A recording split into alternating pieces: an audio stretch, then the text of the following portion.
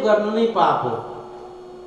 मन लागेन, सुन्न सकिएन, उथल पुथल भयो मन, कहाँ कहाँ एकदम उकुस मुकुस भयो भने अय्या म त मरे, घुँडो दुखेर बस्नु पनि भएको छैन भनेर अर्कालाई नसुनाउनु, जुरुक्क उठेर बाहिर जानु, घुम्नु एकछिन।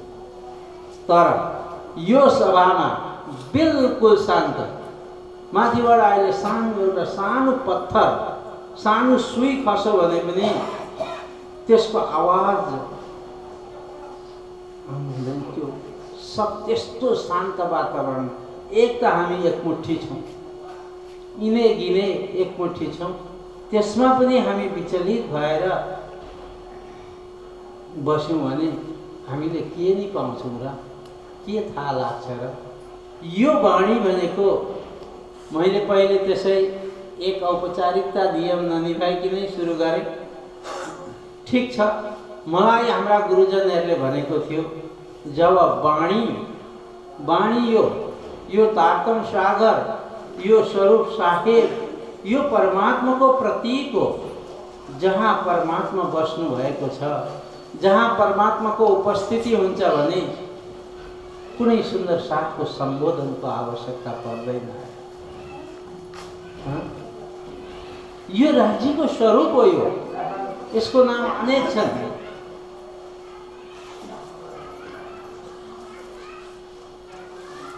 त्यस कारणले गर्दा आज हामी यहाँ यो वाणी अगाडि राखेर केही दुई चार शब्द, म त यस्तो छु कि अब के स्तुति गर्नुपर्दछ, प्रार्थना गर्नुपर्दछ, सबै कोइलाई सम्बोधन गर्नुपर्छ। अध्यक्ष, सचिव, महासचिव, उपाध्यक्ष, समितिका पदाधिकारीहरू सबैलाई भरे उहाँहरू फुलिरहनु भएको हुन्छ, तर मलाई अवस्था छैन।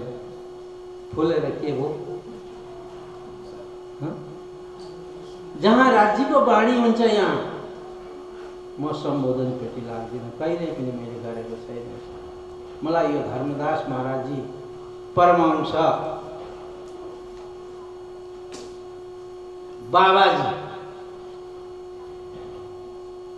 लक्ष्मीदासजीको शिक्षा, वाणीको अगाडि यदि हामीले पूर्ण ब्रह्म परमात्मा अक्षरातीत श्री राज्य मानेको छ भने वाणी त्योभन्दा ठुलो यो संसारमा न कुनै पद छन्, न कुनै अधिकारी छन्, न कुनै सुन्दर साथ छन्, न करोडपति छन्, न लखपति छन्, न कुनै डिग्रीधारी नै छन्। वाणी त्यस्तो चिज हो। त्यसैले अहिले यहाँ वाणीको चर्चाको लागि म बसेको छु। यहाँ वाणीमा, यसलाई वाणी भनिन्छ। यो कुनै श्रीमद् भागवतको कथा होइन, यो कुनै रामायणको कथा होइन, यो कुनै पुराण 18 पुराणको कथा होइन। यो के हो त? यो यसको चर्चा भनिन्छ। अरूको कथा, रामायणको चर्चा भनेको सुनेको छ? रामायणको कथा, सत्यनारायणको कथा, सत्यनारायणको कथा, श्रीमद् भागवतको कथा, गीताको कथा, महाभारतको कथा। तर तारतम सागर, जसलाई हामी तारतम सागर भन्दछौँ, तारतम सागरको कथा होइन, चर्चा। कथा र चर्चामा केही फरक छ। कथामा के फरक हुन्छ? कथामा कुनै ऋषि महर्षिहरूको जीवन चरित्र हुन्छ। कथामा कुनै राजाको कहानी हुन्छ। एक राजा थिए, उनकी यति रानी थिए, उनका यति छोराछोरी थिए, उनको यति राज्य थियो। यी कथा हो। तर यहाँ न कसैको कथानक छ, न कसै ऋषि महर्षिको जीवन चरित्र छ, न कुनै दृष्टान्त आदिको कथा छ। यो वाणी त पूर्ण ब्रह्म परमात्मा अक्षरातीत जो हामी विश्व ब्रह्माण्डको मालिक हुनुहुन्छ। विश्व ब्रह्माण्ड भन्नुको तात्पर्य विश्व ब्रह्माण्डको मालिक ब्रह्मा विष्णु महेशको पनि मालिक। श्रीमन नारायण नारायण नारायण लक्ष्मी नारायण भनेर भजन गाइन्छ। ती नारायणको पनि मालिक। आहा,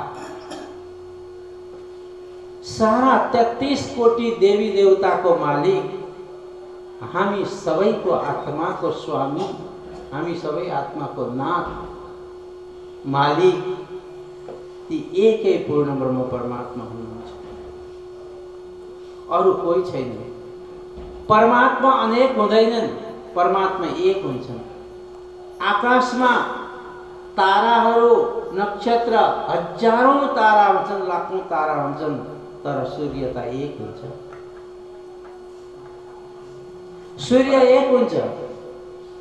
नदी नाला खोला खोल्सा नद आज कति छ विश्वमा? हाम्रो देख्नुहोस्, मेची नदी, महाकाली नदी, कोशी नदी, गण्डकी नदी, काली गण्डकी, सेती गण्डकी, इन्द्रावती आदि अनेक नदी नेपालमै छन्। यस्ता नदीहरू विश्वमा कति छन्? अनगिन्ती नदी छन्।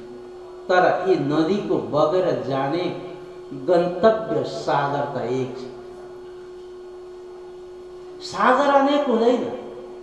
त्यसलाई कुनै भौगोलिक दृष्टिले हामीले नामाकरण गर्यौं होला। यो बङ्गालको खाडी, यो अटलान्टिक महासागर, यो प्रशान्त महासागर, यी सागर अनेक हुँदैन, कहिल्यै हुँदैन। सागर एक हो। नदी नाला खोला खाल्सा अनेक छन्, शास्त्र अनेक छन्, तर वाणी एक छ। यस्तो यो वाणी आज हामीले प्राप्त गरेको छ। यो वाणीको प्रारम्भ कसरी भयो भन्दा, एक विरहीन आत्मा, एक वियोगीन आत्मा आफ्नो प्रियतम परमात्माको तर्फमा तडफिरहेको बेला, वियोग अग्निमा जलिरहेको बेला त्यो आत्माले पुकार गर्यो, आफ्नो मालिकको खोज गर्यो। हे प्रभु, हे मेरो नाथ, त्यो आत्मा तडफ्यो। त्यो आत्मा तडफिएर कसको वियोगमा? हामी यो संसारमा छोराछोरीको वियोग भयो भने हामी रुन्छौँ कराउँछौँ। आमा बाबुको वियोग भयो, धाम गयो भने हामी रुन्छौँ कराउँछौँ। वियोगमा मान्छे रुन्छ, संयोगमा रुँदैन। परमात्माको वियोग हामीसित कहिलेदेखि भएको छ? हामीले के परमात्मा प्रति एक थोपो आँसु झारेको छ? परमात्माको वियोगमा हाम्रो आत्माको मालिक हुनुहुन्छ परमात्मा, उहाँको वियोगमा कहिले हामी तडपिएका छौँ? हाम्रो पति बाहिर विदेश गयो भने हामी तडपिन्छौँ, पत्नी बाहिर गयो भने तडपिन्छौँ, छोराछोरीको वियोगमा हामी रुन्छौँ कराउँछौँ। तर परमात्माको वियोगमा हामीले कहिले एक टोपा आँसु झारेको छैन, पक्कै छैन। तर हामीलाई कुनै दुःख आइपर्यो, छोराले अमान्य मानेन, बुहारीले गाली गरी, छोराछोरीले हेपे, सम्पत्ति नोक्सान भयो, समाजले मेरो नाम लिएन, समाजले अपमान गर्यो, हामीलाई दुःख लाग्छ। त्यसबेला हामी रुन्छौँ, हे परमात्मा, मलाई किन यसो गरेको? मैले के बिगारेको थियो? मेरा छोराछोरीले मलाई अवहेलना गरे, मेरो सम्पत्ति गयो, समाजले पनि मलाई तिरस्कार गर्यो। त्यसको लागि परमात्मालाई प्रार्थना गर्छौँ कि धनी मलाई किन यसो भयो, त्यो प्रार्थनै होइन, त्यो त शिकायत। परमात्मालाई शिकायत गरेको हो, फरियाद गरेको हो, त्यसलाई प्रार्थना भनिँदैन। यो सिस्टम हेर्ने कोही हुन्न, सबै टुङ्गाउने भयो नि त। त्यस कारणले म यो वाणीको प्रारम्भको कुरा गर्न चाहिरहेको थिएँ। कसरी वाणी यो संसारमा अवतरित भयो। एक वियोगिन आत्मा, आफ्नो प्रियतम परमात्माको वियोगमा तडफिरहेको आत्मा, परमात्मा प्रतिको वियोग आत्मा रोयो, तडफ्यो। त्यो आत्माबाट आँसु निस्के, त्यो आँसुको थोपा नै वाणीको रूप लिएर बाहिर तल गयो। यो वाणी त्यस्तो वाणी हो। आज हामीले मात्र अक्षर हेरेका छौँ, आज हामीले मात्र सेतो कागजमा लेखिएको कालो अक्षर हेरेको छ। सुन्दर साथी, अन्तःकरणबाट हामीले यसको चिन्तन, यसको मनन गर्न सकेन। यो वास्तवमा एक वियोगिन, परमात्मा प्रतिको वियोगिन आत्माको तडफन हो वाणी। वियोगिन आत्माको आँसुको धारा हो वाणी। जब इंद्रावती की आत्मा आफ्नो प्रियतममा तडपिन थाली, परमात्माको सिंहासन हल्यो। उहाँको रुदनले, उहाँको आर्त पुकारले, त्यही पुकारले यो वाणीको आकार लियो। त्यस्तो वाणी हो। आज हामीले बाह्य आँखाबाट पढ्दछौँ। पढ्दाखेरि अक्षर देखिन्छ, कागज देखिन्छ, कागजमा लेखिएका अक्षर देखिन्छन्। त्योदेखि बाहेक हामी केही वाणीमा हेर्न सक्दैनौँ। तर अन्तःकरणबाट, यी भित्रको आँखाबाट हामीले वाणीलाई पढ्यौँ भने महामती प्राणनाथजीका आँसु यसमा झल्किन्छ। त्यति मात्रै होइन, यो वाणीमा, यी चौपाईमा श्रीराजजी महाराजको धडकन सुनिन्छ। हाम्रो जस्तो धडकन हुन्छ, श्रीराजजी महाराजको धडकन यो वाणीमा हामी सुन्न सक्नुपर्दछ। यो तारतम वाणी यस्तो वाणी हो। तारतम्नु बल कोई न जाने, एक जाने मूल स्वरूप, मूल स्वरूप के चित्त की बातें तारतम्य कही रूप। यो वाणी के रहेछ? मूल स्वरूप माने पूर्ण ब्रह्म परमात्मा, अक्षराती श्रीराजजी महाराजको मुटुको धडकन हो। हाम्रो धडकन हामीले जान्न सक्दैनौँ, अरूको धडकन हामी चिन्न सक्दैनौँ, जान्न सक्दैनौँ। पूर्ण ब्रह्म परमात्माको धडकन कसले सम्झिन सक्ने? निहालेर हेर्यो भने, सम्झिने प्रयास गरेर हेर्यो भने, श्रद्धा र विश्वासले हेर्यो भने श्रीराजजी महाराजको दर्शन वाणीमा हुन्छ। कतिलाई भएको छ यो वाणी त्यस्तो। एकजना सन्तले जब झिलनाको दिन आउँछ, स्नान गराइन्छ राजीलाई। यत्रो ठुलो टपमा पानी राखेर यो वाणीलाई रुमालले लपेटेको छ, रुमालले बाँधेको छ। ती सन्तले त्यो पानीमा चोप्दै निकाल्दै गए। मारा बालाजी चलो जमुना जलधी,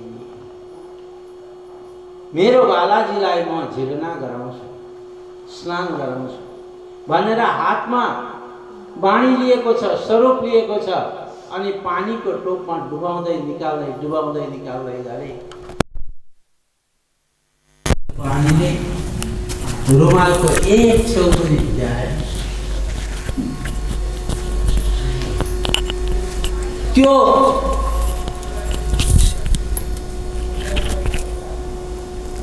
रुमालको एक छेउ पनि भिजाउन सकेन। स्वरूप साहेब भित्रको त बातै छैन। किन आज हामीले गर्दा हुन्छ? माराबालाजी भनेर हामी पानीमा डुबायौँ भने के रुमाल भिज्दैन? स्वरूप साहब भिज्दैन? हाम्रो भावनै छैन। ती सन्तको कस्तो भावना, वाणीप्रति कति समर्पित भावना।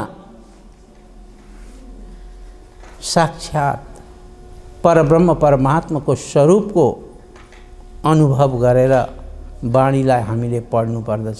यो वाणी दुनियाँमा अनन्त शास्त्र छन्, अनेक शास्त्र छन्, तर मोक्ष दिनको लागि यो वाणीदेखि बाहेक अरू कुनै शास्त्रले मोक्ष दिँदैन। कल्याण गर्दछन् शास्त्रले, शास्त्रको ज्ञानले। स्वर्ग प्राप्ति हुन्छ, वैकुण्ठ प्राप्ति हुन्छ, निराकारको प्राप्ति हुन्छ, मुक्ति मिल्दछ। भागवत गीता रामायण महाभारतले, तर कैवल्य मोक्ष भनेको यो वाणीले मात्रै दिन्छ, अरू कसैले दिन सक्दैन। यो त्यस्तो विशाल वाणी हो। वाणीको महत्त्वलाई हामीले सम्झिनु पर्दछ, वाणीको महिमालाई हामीले सम्झिनु पर्दछ। आजभन्दा 400 वर्ष पहिलेको कुरा आज हो। 400 वर्ष पहिले यो वाणीको अवतरण यो धरतीमा भएको हो। महामती स्वामी श्री प्राणनाथजी महाराज इन्द्रावतीको मुखारबिन्दबाट परमात्माको स्रोत, परमात्माको शक्तिले यो वाणी अवतरण भएको हो।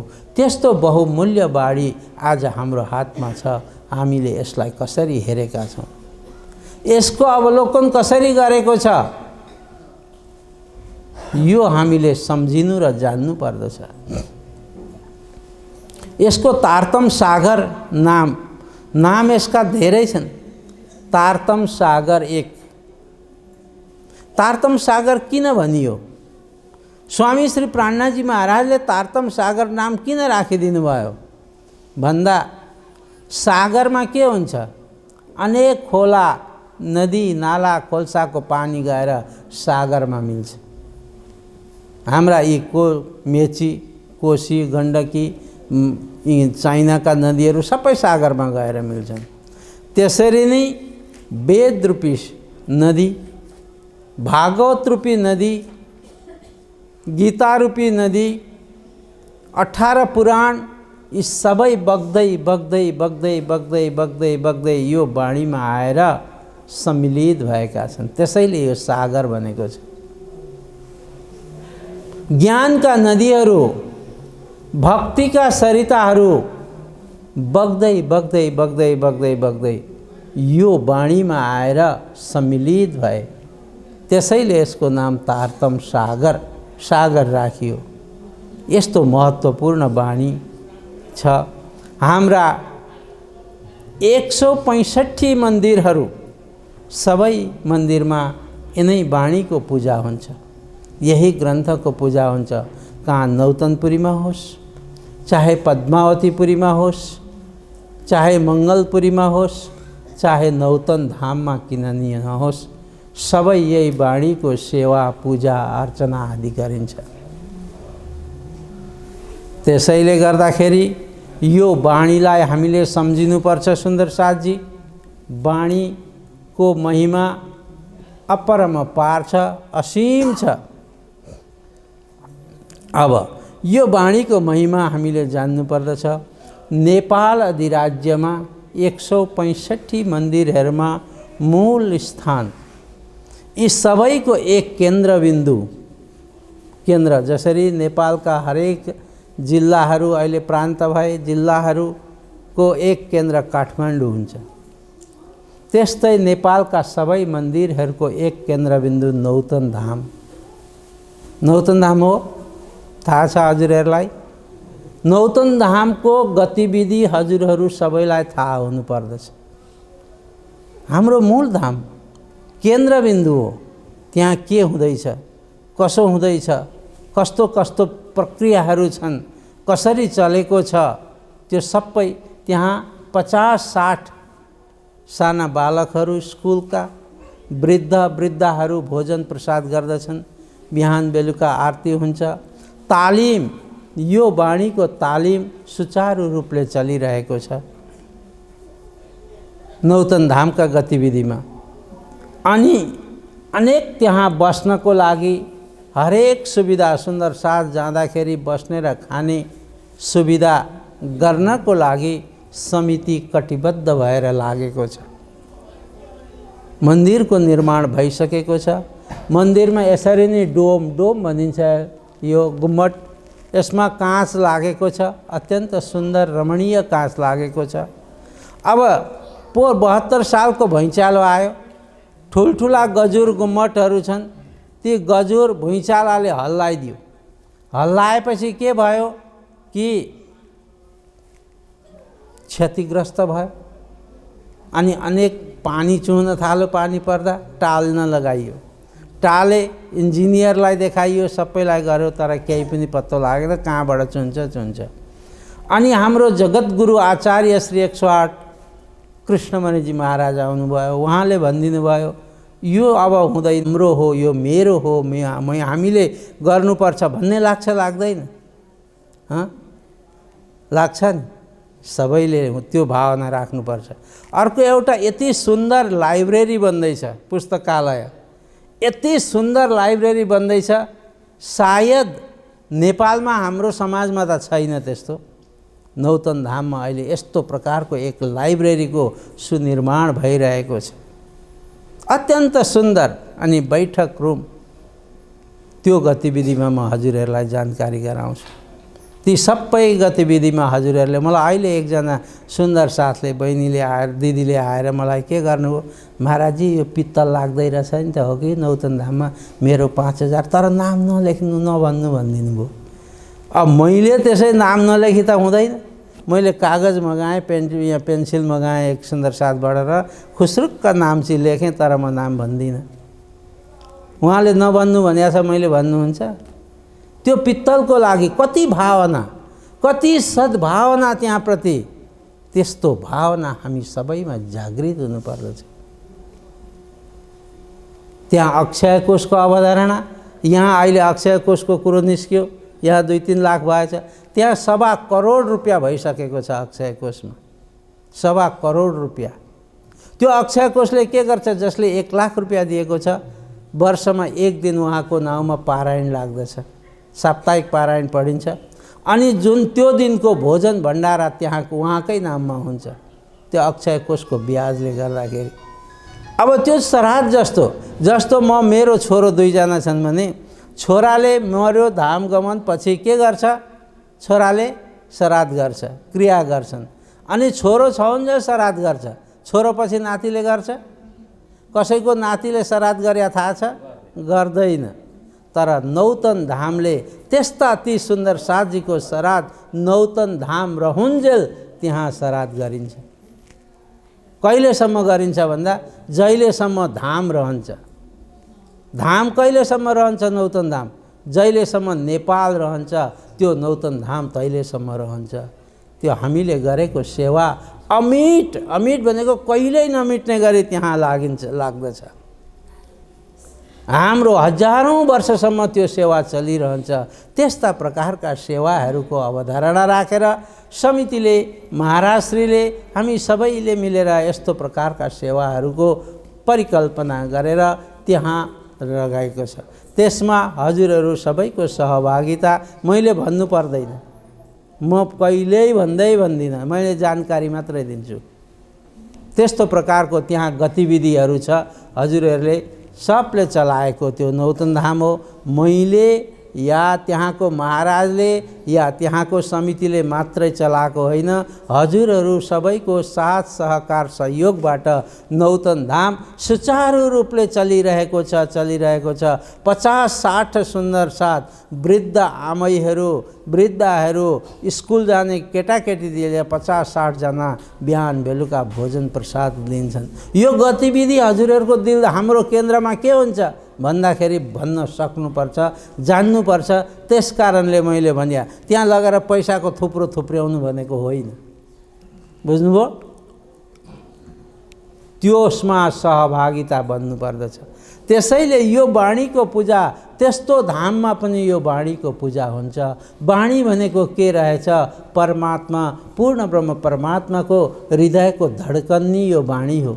त्यो हृदयको ढक ढक, हाम्रो मुटु ढक ढक चल्छ नि, हो राज्य महाराजको मुटुको ढक ढक ढक, त्यसले शब्दको रूप धारण गरो, त्यही नै वाणी हो। त यो वाणीलाई हामीले चिन्नु पर्दछ, जान्नु पर्दछ। वाणीको महिमा अपरम्पार छ सुन्दर साथजी। यही वाणीले मात्रै आत्मालाई कल्याण गर्दछ, आत्मालाई मोक्ष दिन्छ, अरू कुनै चिजले पनि मोक्ष दिन सक्दैन। यो यस्तो अमूल्य धरोहरको रूपमा आज हाम्रो हातमा हीरा छ। यसलाई चिनौँ, यसलाई जानौँ। त्यसैले सुन्दर साथजी, अब समयले डाँडो काटेको थाहा हुँदैन, हुन्छ? समय बिते, खुसीको क्षणमा समय बितेको थाहा हुँदैन, दुःखको क्षणमा एक एक पल बित्नलाई गाह्रो हुन्छ, एक एक पल बित्न गाह्रो हुन्छ। तर खुसी छ, आनन्द छ, शान्ति छ भने कतिखेर समय बित्छ हामीलाई थाहा हुँदैन। त्यसैले अब म धेरै भन्दिनँ, वाणी 7 दिनसम्म हजुरहरूले यो वाणीको रसस्वादन हाम्रो विदुषी माताजीद्वारा सुन्न पाउनुहुनेछ। हाम्रो त्रिवेणी धाम नवलपरासी जिल्ला, त्यहाँ 111 वर्षका सन्त हुनुहुन्थ्यो, धाम जानुभयो। त्यस कारणले हामी पनि सन्त हौँ, त्यहाँ जान अनिवार्य जस्तो लाग्यो। म भोलि बिहानै त्यहाँ ती धाम गएको, त्रिवेणी धामको लागि म यहाँबाट सुन्दर साथजीहरूले जाउँ भनेर उहाँहरूले पनि मलाई साथ सहकार दिनुभयो। उहाँलाई पनि मैले साथ सहकार दिएँ। हाम्रो अर्जुन वाग्लेजीहरू, विष्णुजीहरू, को कृष्णजीहरू, को जाँदैछौँ हामी। त्यस कारणले म आजै यहाँबाट बिदा लिन चाहन्छु हजुरहरू सबैको समक्षमा। अब अगाडिको प्रसङ्ग, हाम्रो विदुषी माता आज हाम्रो समाजमा एक चर्चित माता हुनुहुन्छ, परम साध्वी हुनुहुन्छ, विदुषी हुनुहुन्छ। उहाँको बोली, उहाँको मिठास सायद कहीँ कहिले काहीँ सुनेको होला, कहिले काहीँले अगाइन्छ। टन्न भात खायो नि, अगाडि थालीमा पस्केर आयो, 2 गाँस खाँदा अगाइँदैन, अगाइन्छ? 2 गाँस खाएर भन्दैन मान्छेले, टन्न खायो भने अगाइन्छ, थाली सक्नु पर्यो। हो, विदुषी माताको काहीँ सुन्नु भएको होला 2-4 शब्द, त्यतिले तृप्ति हुँदैन। अब हजुरहरू 7 दिनसम्म यहाँ बसेर समयमा आउने हो, कथाको मर्यादामा बस्ने हो। कहिले अनुशासन हामीले कहिल्यै पनि छोड्नु हुँदैन, मर्यादा छोड्नु हुँदैन। समयमा आउने, बस्ने अनि उहाँको कथा चर्चा सुन्नुभयो भने जीवन सार्थक बनेर जान्छ जस्तो लाग्दछ। र अहिले म मेरा शब्दलाई यहीँ विराम दिन्छु। वाणी मैले अगाडि राखेँ, न स्तुति भयो न प्रार्थना भयो, यिनै मेरा कुरा नै स्तुति हुन्, मेरो वाक्य, मेरा शब्द नै स्तुति हुन्। यही प्रार्थना सम्झिनु होला। म मेरो वाणीलाई यहाँ विराम दिन चाहन्छु। हवस् त, सबैलाई मेरो कोटि कोटि प्रणाम गर्दै माताजीलाई आफ्नो सुमधुर शैलीमा, उहाँ कण्ठको पनि मालिक, विद्वत्ताको पनि मालिक हुनुहुन्छ। विद्वत्ता, कला र गला भन्छन् नि, कला पनि छ, गला पनि छ। साथसाथै अब सुन्न पाउनुहुन्छ, चिन्नुहुनेछ। कतिले नसुनेको भए मस्तल सुन्नु होला। म उहाँलाई यो